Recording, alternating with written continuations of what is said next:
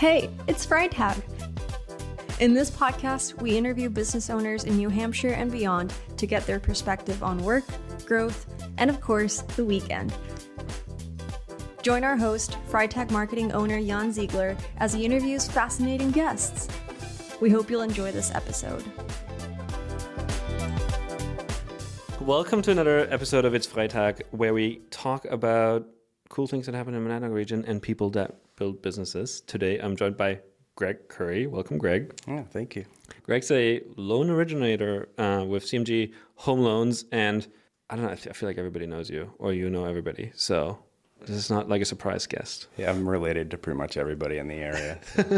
So Greg, like, you're now, I think, like the top 1% in the nation sort of mortgage guy, which is insane considering you do that out of Keene, New Hampshire, where one would say not that many people live and have houses. But let's back up. Like, you grew up around here. You have like this whole family history in real estate here in the region. How did you end up doing what you're doing?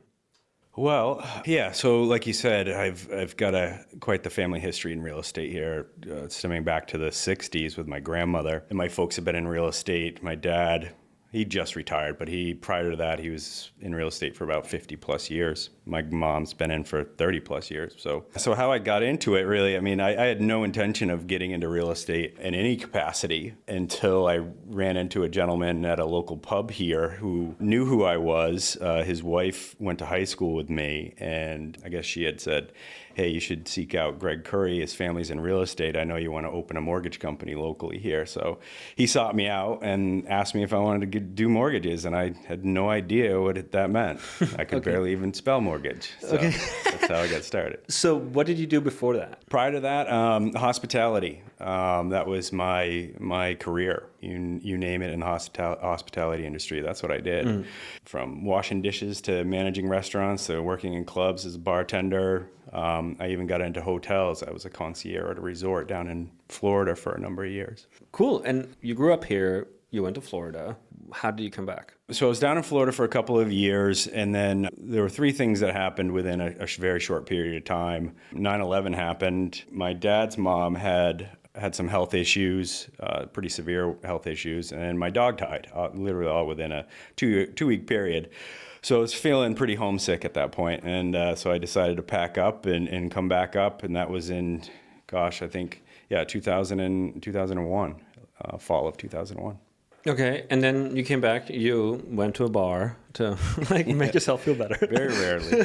Very rarely. But then you kind of, you started exploring mortgage. I guess there's a licensing process, I would assume? Oh, back then, no, not necessarily. I mean, you'd get into like a mentorship. Most big box lenders, like a Wells Fargo, Chase, whatever, didn't require any licensing at that point. So I was fortunate to get in at that time because I had no idea what I was doing. And my mentor at the time, when I first got in, wasn't the best mentor, let's just put it that way. So I worked under that person for about a year and a half, and then I got an opportunity to be an assistant for a very well-known underwriter / originator, just a person here in the community who just has a great reputation. So I got in under her as her assistant, and then within 6 months I had her job and she had got promoted. And that was in, I think, 2002 or 2003. Okay. And then at some point you went out on your own. I don't know how long you've been doing that. So that job I was just telling you about, that was within the Masiello Group here as a consultant for them. I don't work for the Masiello Group. I've always worked for a bank or a direct lender, whether it was Wells Fargo or now CMG. So technically I am not a sole proprietor or self-employed. I get W-2'd. It's called what they call a rolling guarantee. Mm-hmm. So, but really, like 99.9% of my income is commission. So, because you originators, the way, like if you're not, employed in a bank, they kind of work like realtors, where you kind of hang your name with a company, but you technically could move around, and because really, like, it's your relationships, it's your, like, you, the person, or the brand. Yeah, you're fostering the relationships, you're cultivating everything. By the time I left Wells Fargo back in like 2008, I had licenses in, various states. So yeah, I can go to whatever state I'm licensed in and originate there. I don't even have to live there to originate there, right? So yeah, it's on me as a salesperson to cultivate these relationships, and nothing's ever really handed to you. So that's a long process. Yeah. But my first question is, so your parents are both realtors. Like, why did you not end up being a realtor? So, like I was saying, it's been in my family forever. I grew up around it.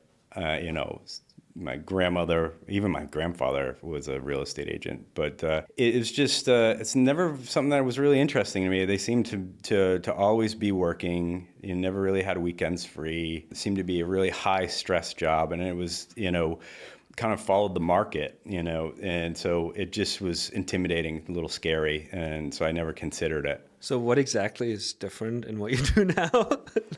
So a real estate agent's job, I feel, is a lot more difficult because they really are self-employed, and so they're solely relying on themselves to generate income. As an originator, I can pull from all different areas. I can work with as many real estate agents as that want to work with me. So if one agent's not doing very well, chances are another one is. So, my income can come from various places, whereas a real estate agent, it's really on them. Most of them don't have a pool just to pull from. But I mean, you're still directly related to the market, right? I mean, if the market's hot, like, you get a lot of loans, and if people are not buying, there's no loans for you. Yeah. And so now you have like a small team. How did that kind of, like, did it just sort of all organically grow, or was there like a big explosion at some point? Like, kind of, how did you grow the business?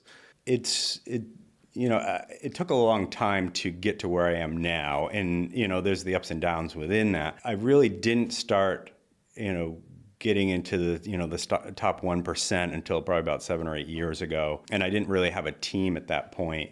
It was just hitting the streets, pavement, I guess, as they say, and working on those relationships. So it just kind of, it was a buildup over time. Trust is a major thing, obviously, in anything, but especially in the mortgage industry. With real estate agents, they have to have trust in you, because obviously that's the biggest transaction of most people's lives, and the agents don't get paid unless we close, and so it falls on me to make sure that the borrowers get to that closing table if they're getting financed. So there's just a lot of building of trust and all that goes along with things, and agents they know real quick if you're gonna be able to handle their business well and make them look good while doing it. Yeah, because I used to work in real estate, and I remember, like, I was in marketing for them. I was a marketing director for a big team. I wasn't a realtor. I have no interest of ever being a realtor. But like, I remember that, like, everybody moaned when like sort of buyers brought their own lenders and nobody knew them. And they're like, can we just please work with the people that we trust, because we know that we can call them at like 5 a.m. on a Sunday and get a pre-approval if we need one. Yeah, and that's one of it's what sets the top originators apart is not only just their product knowledge, but their availability. I work nights and weekends. Before the weekend hits, there's an email blast that goes out to all my clients that says, I'm working this weekend, are you, or whatever. It's letting everybody know that I'm available. So availability goes a long, long way.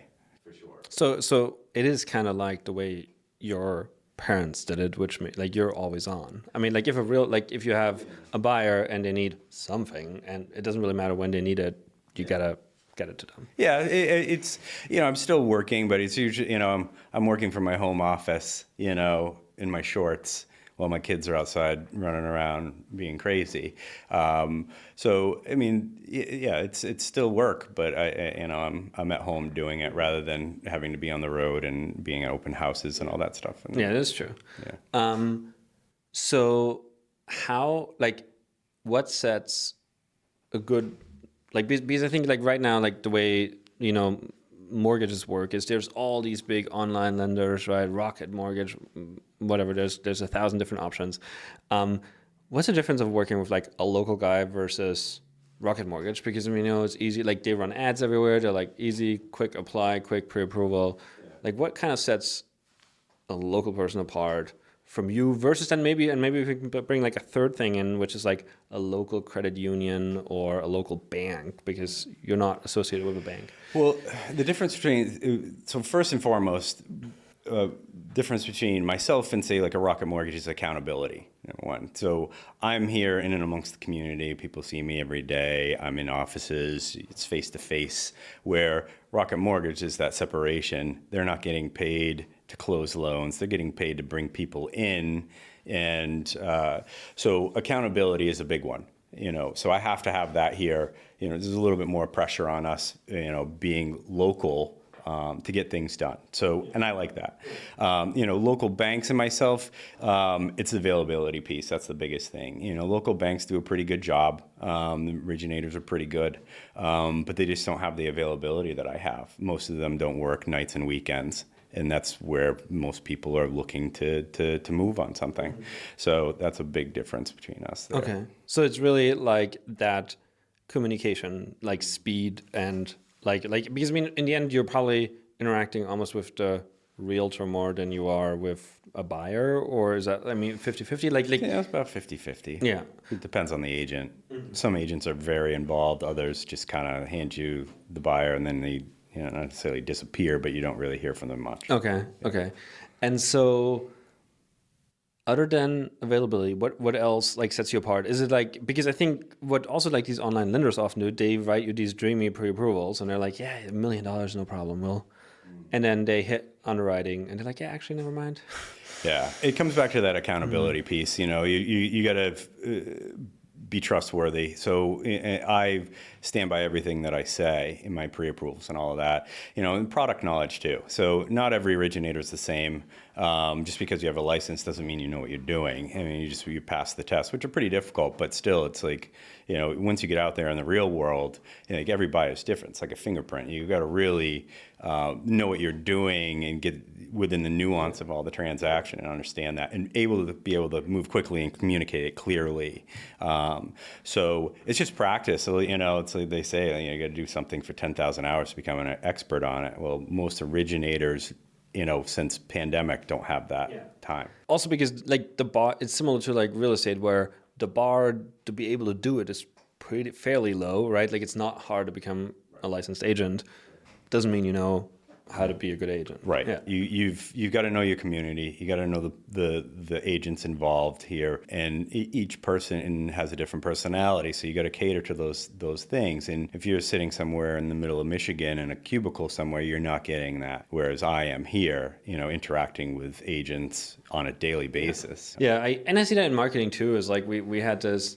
I just talked to a client who, we're signing on for marketing, and they're like, yeah, we talked to this national agency, and they said, oh, we love working in the greater Boston area. And they're like, well, it's like Chester County is not the greater Boston area. Yeah, that's so funny. Quite, like if we are trying to target Boston, so you will not make $1. But they're like, oh, it's only 2 hours. They're like, yeah, we're not in like Arizona where you drive 2 hours to go to a grocery store. Right.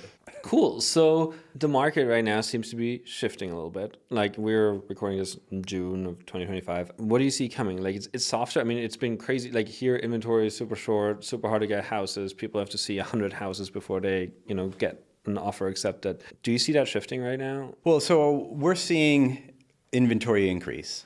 So which is great for the buyers, right? So it's allowing the buyers to become a little bit pickier. So we're seeing this trend of deals falling through after inspection. In fact, I think 15% of all transactions in the month of May fell through post-inspection because of, inspection issues. Buyers are becoming a little bit more picky, which is great for them. So, but we're, again, the inventory is increasing, so there's more options. As far as the overall economic outlook goes, it's really hard to read the tea leaves right now. As inflation softens, rates are going to come down. So we got reports out this morning, appears to be softening a little bit more, so rates are starting to trend back down. So hopefully that will get some people that have been waiting for rates to drop a little bit back into the market here. So that may take out some of the inventory. But it's really it's hard to really forecast how things are going to go. It's all dependent on the whole, like the economy as a whole. And That, trying to read what direction that's going to go in right now is really almost impossible given the current administration's approach to things. It's normally difficult, but this is really almost impossible. Yeah, I agree. Because, I mean, you have, like, the job market could look all sorts of ways in 6 months, right? Yeah. And, like I don't know, maybe we have, like, that full-blown recession. Like, I mean, there's people talking about recessions, that people are like, oh, they're going to back down off these tariffs just in time. It's going to be fine. Like, who knows? So for buyers, I guess it's a better market. So it means, like, really, I mean, it's getting worse for sellers, it seems, because they suddenly have to make concessions. But that, I mean, that's the first time in 6 years that buyers have a little bit of a leg up. Right. Yeah. And it's the sellers, they're gonna fight the change, the transition here for a little while, but then they'll come around and realize that if they want to move their property, they're going to have some concessions of some sort, whether it's some sort of concession towards closing costs, or they're going to have to fix things that wouldn't normally have fixed in the past 5 years before they sell. So what I want to really sort of talk about is by deal volume in the top 1% of all mortgage originators in the country. Mm-hmm. But you live in Keene, New Hampshire. Yeah. Like, you're not in Boston, you're not in New York, you're not and I don't know if it looks differently by dollar volume, but how do you manage to do that here when one would say there's only 100,000 people here, not 5 million? You're starting at a pretty big disadvantage. Yeah. It all comes down to the agents. I have some fantastic agents that are super loyal, that are good friends of mine, first and foremost. So it all starts with them. And having been in the business now 22 years, I've made a lot of close friends within that are real estate agents. So it really starts there. And, building a name for yourself all starts with, people trusting you. So I've been able to build my name around here through word of mouth mainly as somebody that can be trusted. It's like, don't worry, Greg has it. Or really look for, a pre-approval from Greg that's going to give you a leg up, so to speak, just because I'm that trustworthy person here. I very rarely let things fall apart or things, Yeah, but that also probably comes then on the flip side by you make sure that when you you need to make sure that a buyer is qualified when you say they're qualified, because I mean if that's the value that your pre-approval letter has then, right? Yeah, and it's I was brought into this business brought up in this business. My mentor was an underwriting manager that became an originator. So her T's were crossed and her I's were dotted with everything that she did. So I learned from that. So we call that kind of like the back of the house in the restaurant industry. So the people the heart and soul of the organization, the processes, the underwriters and the processors. So I was brought up in that as an originator. So I understand that aspect of it very, very well. And it's allowed me to be able to read the borrower and the borrower's information very quickly without having a whole lot of other people involved. So a lot of what I do is very fast, very timely, which is key. Speed is key, in a lot of offer situations. Yeah, and it's also being realistic with borrowers. Right? Oh, yeah. I mean, just I do this in marketing where I'm I'm not going to promise you all these lofty results that we will probably never get. I'll just be very this is what's realistically going to happen. I don't overpromise and underdeliver. And any agent that works with me knows that, and they know that if things go awry, they're going to hear from me. I don't run and hide from anything. So they're going to get my honest, take on things. And again, if something goes south, they know that I'm going to let them know. Yeah.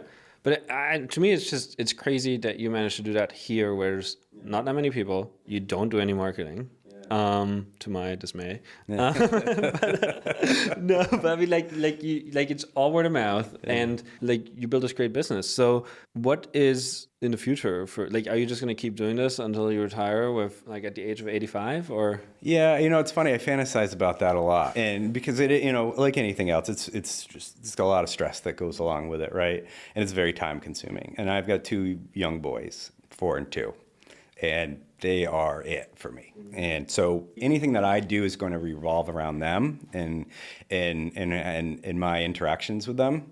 So yeah, I'd like to continue doing this for a few years here, but at some point maybe slow down and enjoy my time more with them as they get older. and get more involved in activities and whatnot. I just want my availability to be a little bit greater. But I love what I do. I mean, I absolutely love it, and everything that comes with it. But, having kids definitely changes, your priorities. Yeah. Well, yeah, because even though you can work from home on the weekends, you'd rather not be sitting in the home office and instead be outside. Yeah, because I can hear them going, Dad, what are you doing? What are you doing? Come here. I got pre-approvals. Yeah, look at it, right? Like, I got a cut. I want to show you. I got blood on my knee. I want to show you. Yeah. Yeah.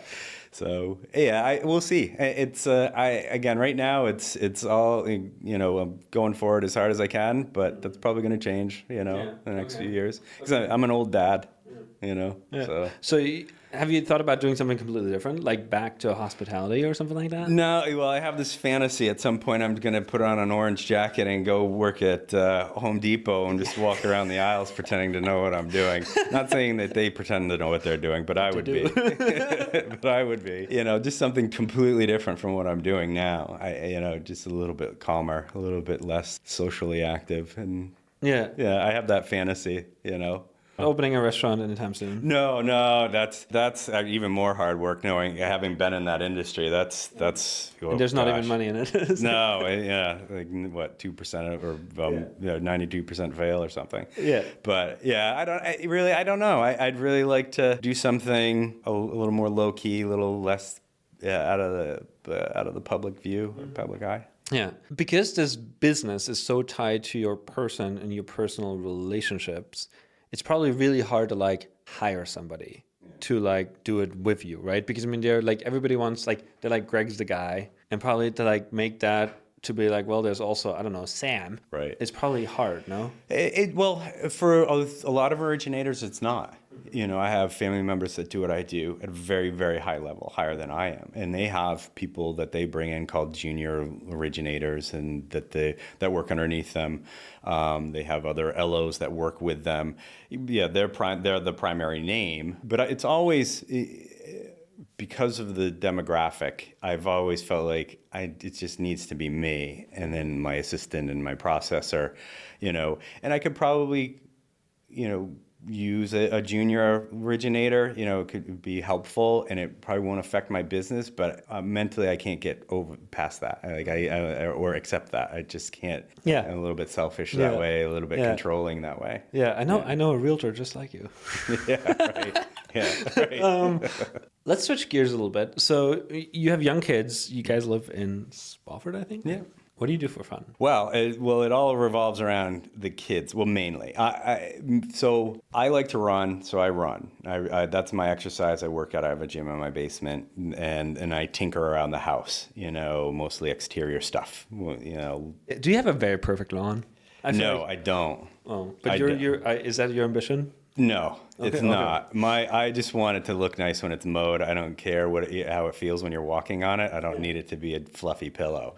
I didn't really grow up with that, so I'm not striving for that, because I know we've got 14 acres out there. My kids are already riding four-wheelers, so I know it's going to be torn to hell in a very, very soon. So that's not a big deal for me. No, but so I run and I exercise. That's a lot of what I do to have some balance. And the rest of the time is playing with my kids and trying to be creative with them and keep them on their toes and just have a good time with them. Really, yeah, they're a blast especially now that both of them are talking and really interacting well with one another and with me. And it's just it's my favorite thing to do. Do you ever get that was sort of a question I had is do you ever get time off? Like vacation, does that happen, or really hard to get away completely? It's like real estate agents. You never really have a vacation like you would have probably with your typical 9-to-5 W-2 job where you get paid vacations and things like that. No, I used to do habitat builds down in Central America. Did that for a number of years, and there's no cell phone service down there. So that was as close as I could get to a vacation too. I was like, wow, this is a nice benefit of that being down here. It's no cell phone service, no nothing. I don't have to worry about answering phones. You do know you could just artificially create that. I do, but that's I'm very competitive. So I would be thinking about it a lot, if I had access to it. It's funny because I feel the same way. Like when I go on vacation and, I'm like, okay, I'm not going to do anything. I feel much better if I'd like do something twice a day for a little bit, because otherwise I'm just, is it all okay? Are we good? Like, is everything, like, is this done? Is this done? Like, I think, like, I spiral. Because it's much better to just check a couple times a day and make sure. Totally. Yeah, I try and block off time for myself a little bit here and there. Like, it's easier in the morning, so I'll run in the mornings usually. So before most agents and people are contacting me, so around 7:30, 8 o'clock, I'll go for a run until 8:30, 9 o'clock, and then. But it's my business it's the industry is, there's no time. It's set time for anything. Yeah.